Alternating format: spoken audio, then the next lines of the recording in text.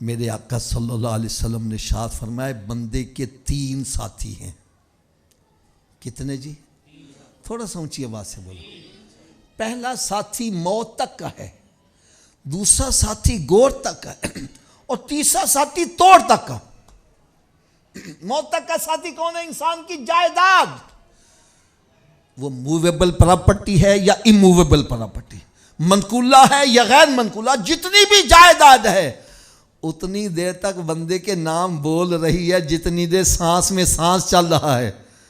اور جیسے ہی بندے کا انتقال ہو جائے گا جائیداد کا بھی، اونچی بولو. لہذا خدا کے لیے یہ دیکھو میرے ہاتھ بندے، جس دولت کی خاطر ہم اللہ تعالیٰ کو ناراض کرتے ہیں، جس دولت کی خاطر اس کے پیارے حبیب صلی اللہ علیہ وسلم کو ناراض کرتے ہیں، جس دولت کی خاطر ہم نماز پڑھنے نہیں جا رہے، روزہ نہیں رکھ رہے، جس دولت کی خاطر زکوٰۃ نہیں دے رہا، جس دولت کی خاطر حج کرنے نہیں جا رہا، جس دولت کی خاطر حرام حلال کی تمیز ختم ہے، قبضہ گروپ بنائے ہوئے ہیں، مکانوں پر قبضے، جائیدادوں پر قبضے، اور اس قبضہ گروپ میں ہم ہی شامل ہیں. ہو سکتا ہے آپ چونکے ہوں حافظ صاحب یہ کہ آپ نے کہہ دیا بھائی ابا جی فوت ہو جائے تو بھائی کہتا ہے بہن سے بہن حصہ چاہیے کہ بھائی چاہیے. میں صحیح کہہ رہے ہیں غلط کہہ رہے ہیں؟ اگر بہن نے کہہ دیا تھی حصہ تے رشتہ داری ختم، اور بھائی اور تیری بہن نے لاگ دی، او چھڈو حافظ جی بہن کا دی جن نے حصہ لے لیا. میں نے کہا بھائی اس نے ایک حصہ لیا، تو نے رشتہ داری سے نکال دیا، تجھے تو 2 ملے، تجھے تو بارڈر ہی کراس کروا دینا. شرم نہیں آ رہی یار؟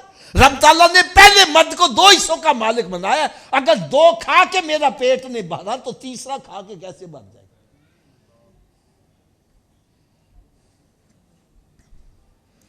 میں کہتا ہوں چلو کر لو قبضہ، پورے لاہور تے قبضہ کر لو.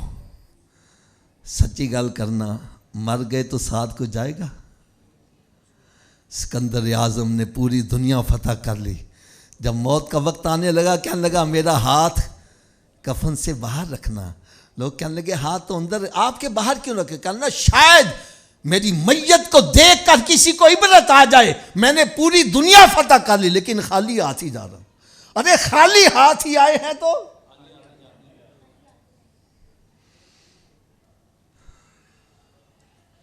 لہٰذا جس دولت کی محبت میں ہم رب تعالیٰ کو ناراض کرتے ہیں، یاد رکھو جب موت آئے گی سب سے پہلے یہی دولت ہمارا ساتھ چھوڑے گی.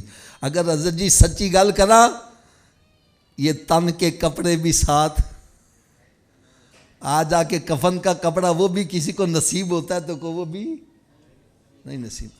آگاہ اپنی موت سے کوئی بشر نہیں، سامان 100 برس کا پل کی خبر نہیں.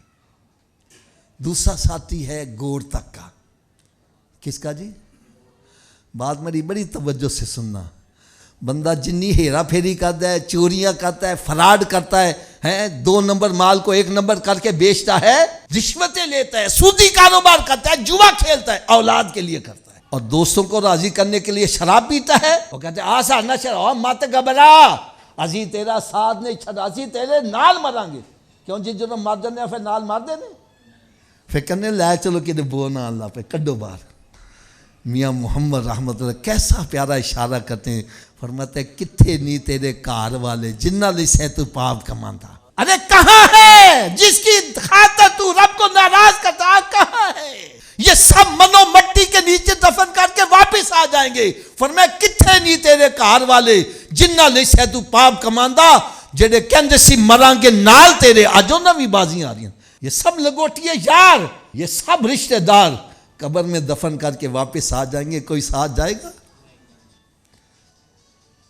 اب توڑ کا ساتھی کون ہے؟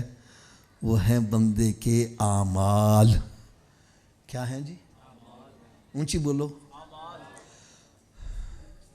اس لیے پیارے آقا حضرت محمد مصطفیٰ صلی اللہ تعالی علیہ وسلم نے ارشاد فرمایا کہ قبر یا تو جنت کے باغوں میں ایک باغ بن جاتی ہے یا پھر دوزخ کے گڑھوں میں گڑھا بن جاتی.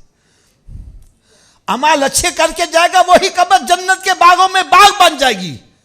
और अल्लाह ना करे मामला इसके बरक्स हुआ, ना नमाज पढ़ता है, ना रोजा रखता है, ना हलाल हराम की तमीज करता है, ऐसा बंदा जब कब्र में जाता है, कब्र कहती है आने वाले तेरा आना मुबारक ना हो, तेरे आने से पहले मैं मट्टी का ढेर थी, तेरे आने की वजह से मेरे अंदर जहन्नम की तरफ से खिड़की खोली गई है, तूने मुझे आके सताया है, अब मैं तुझे चैन से नहीं रहने दूंगी। फरमाते कब्र ऐसे खुलती है और जब फिर आपस में आके मिलती है, बंदे की पसलियां टूट फूट के एक दूसरे में पैवस्त हो जाती। हजरत साहब मैं एक इशारा करने लगा हूं, पता नहीं किसके दिल पर चोट करे यार। हजरत साहब आप फैसला कीजिएगा, एक बंदा तंदुरुस्त है, क्या है, रात को लेटता है, करवट बदलता है, सुबह हो जाती है, रात के गुजरने का पता, लेकिन अल्लाह ना करे इसी के दाढ़ में दर्द हो जाए, गुर्दे में दर्द हो जाए, फिर रात कैसे गुजरती, गुजरने का नाम ही नहीं। घड़ी की तरफ दे, एक एक सेकंड कई कई सालों का लग रहा है यार, मेरे सब के सामने हाथ बने, खुदा के लिए जरा सोचो, अल्लाह ना करे अगर दुनिया में थोड़ी सी तकलीफ आ गई, दुनिया की रात गुजारना मुश्किल हो जाए, और अल्लाह ना करे अगर कब्र में अजाब आ गया तो कब्र की रात कैसे गुजरेगी। दुनिया में तो बच्चों को बुला लेता है, बीवी, मेरा दिल बुलाओ, कब्र में किसको बुलाओ। मैं तो भाई सिर्फ इतनी बात कहूँगा, आज की महफिल में आज सारे ही हम अपने अपने गिरेबानों में झांक कर देखें, अगर मुझे अभी मौत आ जाए, मेरे अमल कैसे हैं, मेरी कब्र जन्नत के बागों में बाग बनेगी कि जहन्नम के गढ़ों में गढ़ा बने। आप कहेंगे हाफिज साहब हमारी तो तैयारी है, तो भाई बड़ी अच्छी बात है, लेकिन इस तैयारी को चेकअप कर लो, देग में से एक दाना चेक कर लो, सारी देग खाने की ज़रूरत, मैं भी सिर्फ एक ही दाना चेक करूँगा। प्यारे आका हज़रत मुहम्मद मुस्तफ़ा सल्लल्लाहु अलैहि वसल्लम ने इरशाद फरमाया, क़यामत के रोज़ मुसलमान से सबसे पहला सवाल कौन सा होगा। यार इतनी आवाज़ से बोलो जिनको नहीं पता उनको भी पता चल जाए, कौन सा होगा। एक मरतबा फिर ऊंची आवाज़ से बोलो, क्या हमारा पहला सवाल दुरुस्त है। मेरा ये हुस्न ज़ाना, जितने यहाँ बैठे हैं सब पढ़े लिखे बैठे हैं, और हर बंदा मेरी इस बात को एडमिट करेगा कि जब हम एग्जामिनेशन हॉल में बैठते हैं, पहला सवाल सही हो जाए, अगले मुश्किल भी हो तो आसान हो जाते हैं, और अगर पहले में अटक जाए अगले आते भी हो तो भूल जाता है। और भाई मैं कैसे लगवाऊं, आप बेशक तैयारी ना करो। आप कहोगे हाफिज साहब ने तुक्का लगाया, पता नहीं आता भी या कि नहीं आता, लेकिन मेरे आका का फरमान गलत, ऊंची बोलो ज़रा। तो जब सरकार ने फरमा दिया कि पहला सवाल ही नमाज का होगा, फिर हमें नमाजी बनना चाहिए कि नहीं बनना चाहिए।